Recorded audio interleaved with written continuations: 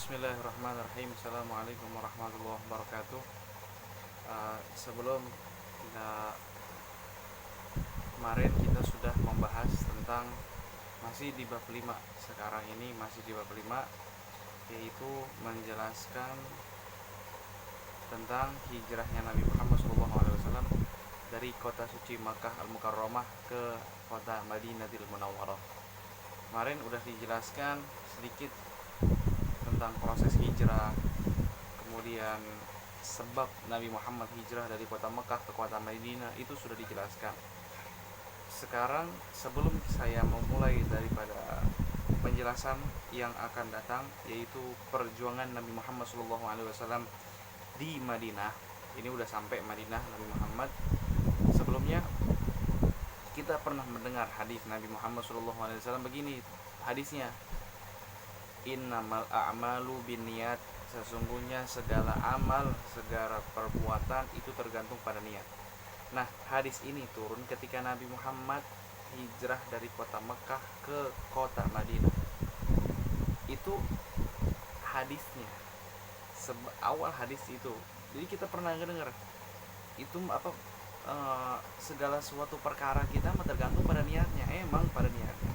Itu hadisnya terkeluar dari bahasa itu. Contoh seperti ini, kita pergi ke masjid dengan pakai pakaian yang bagus, dengan niat agar dilihat orang, agar dilihat bagus untuk oleh orang lain, maka itu tidak boleh. Dilihat sombong karena kita punya duit banyak, itu tidak boleh.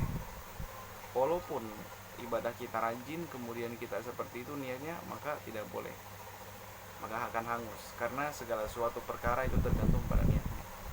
Kemudian contoh seperti ini di dalam kitab, di dalam qawaidul fiqhiyah dijelaskan, kalau seandainya kita makan ataupun kita minum dengan niat agar kita nanti sholat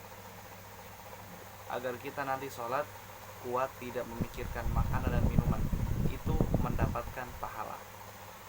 Kemudian kalau seandainya kita sahur niat mengikuti sunnah ataupun agar kuat nanti puasa, itu juga termasuk daripada niat yang istishab, yang dianjurkan oleh sebagian orang, yang dianjurkan oleh para ulama. Kemudian banyak niat yang lain. Nah, kalian kalian belajar belajar di SMP Islam Tambora dengan niat untuk liizalatil jahli, untuk menghilangkan kebodohan dari otak kita. Orang bodoh itu akan diremehkan. Di dalam syair dikatakan begini, al-alimu kabirun wa in kana hadatsan wal jahilu shaghirun wa in kana syaikhan.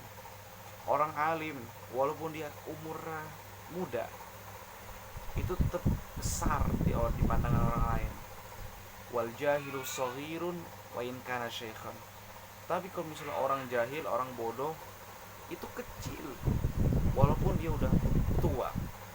Kalau kita lihat ada ustadz yang muda, mungkin ada guru yang muda, ketimbang orang tua yang tidak mempunyai ilmu, itu lebih dihargai orang yang muda yang punya ilmu. Nah, sekarang kita lanjut kepada halaman ke-39, perjuangan Nabi Muhammad SAW di kota Madinah. Yang dilakukan oleh Rasulullah SAW di Madinah adalah ngapain? Yang pertama, memperkokoh umat Islam dengan Tuhannya, memperkuat umat Islam dengan Tuhannya. Kemudian yang kedua, memperkokoh hubungan intern umat Islam, yaitu antara umat Islam.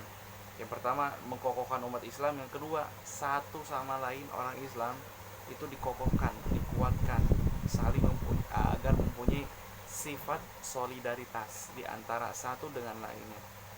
Kemudian yang ketiga, mengatur hubungan antara umat Islam dengan orang-orang yang tidak seagama. Pertama, memperkokoh Islam. Yang kedua, memperkuat tali persaudaraan antara muslim satu dengan muslim yang lainnya. Kemudian setelah semuanya kuat, akhirnya Nabi Muhammad memperkokoh umat Islam dengan orang non muslim.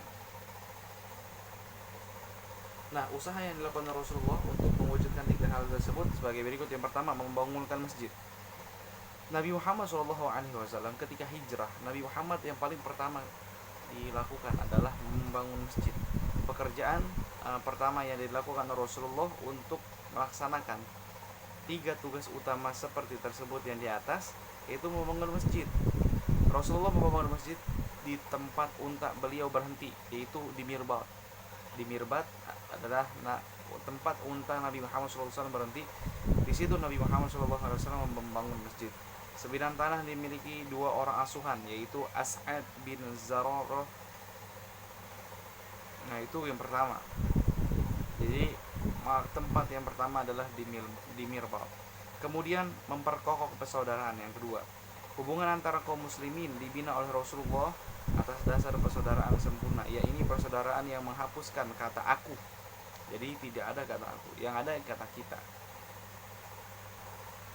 Nah, pada masa itu Rasulullah ibarat kakak tertua bagi kaum yang beriman. Beliau sama sekali tidak mengistimewakan diri dengan gelar kebesaran dan kemuliaan apapun. Beliau menegaskan dalam sebuah hadis yang artinya, di sini ada hadisnya, seandainya aku mau mengangkat seorang khalil atau saudara dekat dari umatku, tentu aku telah mengangkatnya, yaitu Abu Bakar sebagai khalil, tapi persaudaraan Islam lebih utama. Nah, beliau mengutamakan persaudaraan Islam. Kenapa? Karena semuanya agar semuanya tidak mempunyai rasa kecemburuan satu sama lain. Nabi Muhammad itu adalah seorang yang sangat menjaga perasaan perasaan keluarganya, perasaan kaum muslimin, ataupun perasaan kaum non muslim. Nah, kemudian ada yang disebut kaum muhajirin dan kaum ansor. Kalau kita ketahuin kelas 7 ini, muhajirin itu dari kata hajaro yuhajiru, orang ya apa, hajaro yuhajiru itu artinya yang hijrah. Hajaro fi'il madhi mabniun 'alal fathi, artinya apa namanya, fi'il madhi itu. Kemudian yuhajiru itu fi'il mudhari. Kalau misalnya fi'il madhi, kalau bahasa Inggrisnya past tense. Kalau misalnya fi'il mudhari itu past continuous tense atau masa yang akan datang. Kalau fi'il madhi itu artinya yang dahulu. Nah, kemudian muhajir itu artinya orang yang pindah. Muhajirin adalah orang-orang yang pindah. Siapa muhajirin ini? Adalah orang yang pindah dari kota Mekah ke kota Madinah. Nabi Muhammad awalnya di kota Mekah. Sahabat Nabi Muhammad yang ada di kota Mekah itu disebut namanya kaum muhajirin, orang-orang yang hijrah. Ansor adalah orang yang menolong. Siapa Ansor ini? Adalah orang yang ada di dalam kota Madinah yang menolong orang-orang muhajirin. Itu perbedaan. Itu yang harus diketahui. Di sini ada kaum muhajirin siapa aja, ada 10. Terus kaum Ansor siapa aja, ada 10. Kemudian hubungan dengan orang luar umat Islam. Bagaimana umat Islam berhubungan dengan di luar Islam? Rasulullah telah menetapkan aturan-aturan yang sangat toleran, melampaui kebiasaan yang berlaku pada zaman itu, yaitu zaman yang penuh fanatisme, kesukaan, dan kecongkangan ras. Nah, beberapa poin yang berkaitan dengan piagam Madinah yang dikutip. Yang pertama, kaum muslimin baik dari Quraisy, Madinah, dan kabilah lain yang bergabung dalam berjuang bersama-sama adalah satu umat. Yang kedua, kaum muslimin akan bertindak terhadap orang yang berbuat zalim, kejahatan, permusuhan, dan kerusakan. Jadi kalau seandainya ada kaum muslimin yang membuat kerusakan pada orang non muslim, yang mana non muslim ini tidak memerangi muslim, tidak memusuhi muslim, tidak mencaci muslim, akan tapi orang muslim yang mengingkari atau yang menjauhkan orang muslim dengan orang non muslim, itu akan diberikan hukuman oleh Rasulullah SAW. Kemudian yang ketiga, orang-orang musyrik di Madinah tidak boleh melindungi harta dan jiwa orang-orang musyrik Quraisy dan tidak akan merintangi tindakan kaum muslimin terhadap mereka. Kemudian setiap orang mukmin tidak akan memberikan pertolongan atau perlindungan kepada orang yang berbuat jahat. Orang mukmin, orang yang beriman kepada Allah dan beriman kepada Rasulullah, itu tidak akan memberikan pertolongan atau perlindungan bagi orang yang jahat. maupun orang jahat dari kaum muslimin ataupun orang yang jahat dari kaum non muslim. Di saat menghadapi peperangan, orang Yahudi turut memikul biaya bersama kaum mukminin. Orang-orang Yahudi dari Bani Auf dipandang sebagai bagian dari kaum mukminin, padahal mungkin mereka itu bukan dari golongan muslim. Orang Yahudi tetap pada agamanya dan muslimin pun tetap pada agamanya.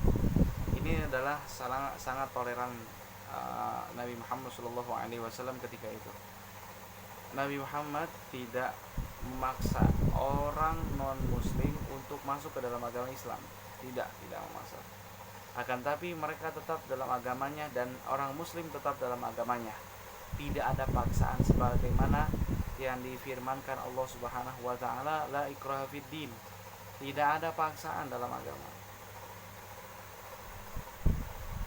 Kemudian masing-masing akan saling berbuat baik dan saling mengingatkan serta tidak akan saling berbuat jahat. Jadi saling berbuat baik satu sama lain, orang muslim berbuat baik kepada non muslim, yang non muslim berbuat baik kepada muslim, dan saling tidak berbuat jahat. Yang kemudian selanjutnya semua pihak saling membantu melawan pihak yang menyerang Madinah. Jadi kalau misalnya ada orang yang menyerang Madinah, itu saling membantu. Walaupun orang muhajirin yang asalnya bukan dari Madinah, akan tapi wajib membantu orang Madinah. Nah, mudah-mudahan dengan kisah daripada hijrah Nabi Muhammad SAW dari kota Makkah ke kota Madinah, itu menjadi timbul rasa cinta kepada Nabi Muhammad SAW, dan mudah-mudahan ilmu kita diberikan kemanfaatan oleh Allah Subhanahu wa taala, dan mudah-mudahan segala urusan kita dipermudahkan Allah Subhanahu wa taala. Amin. Amin ya rabbal alamin. Mungkin cukup sekian.